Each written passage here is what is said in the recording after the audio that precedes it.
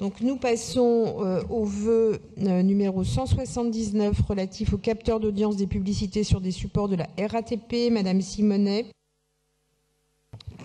Oui, alors retour de ce sujet qu'on aurait aimé voir loin derrière nous. Je ne sais pas si vous vous souvenez, mais en début de mandature, nous étions déjà intervenus sur cette inquiétude que nous étions plusieurs élus à avoir, de voir les supports de la publicité numérique de la RATP servir finalement d'espions pour enquête marketing. Il est écrit maintenant sur les supports de publicité numérique et la mention « Ce mobilier est équipé d'une mesure anonyme de l'audience opérée par Retensi pour le compte de Métrobus ». Eh bien oui, Retensi. Écoutez, la situation est quand même, je trouve, très inquiétante finalement. C'est que nous avons, à l'insu, sans que les citoyens et les citoyennes soient réellement bien informés de ce qu'il en retourne, eh bien, quand vous traversez les couloirs du métro, pardon, devant les panneaux publicitaires, il y a des capteurs qui vont utiliser vos données personnelles à des fins commerciales de marketing.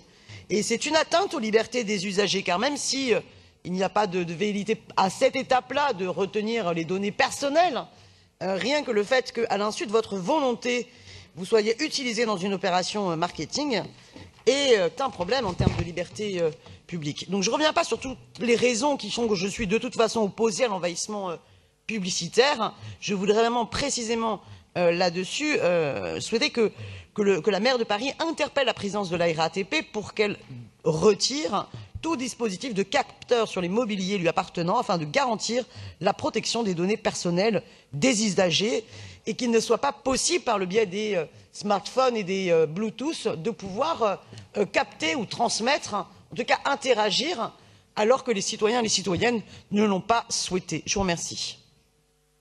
Alors, pour vous répondre, Jean-Louis Missica.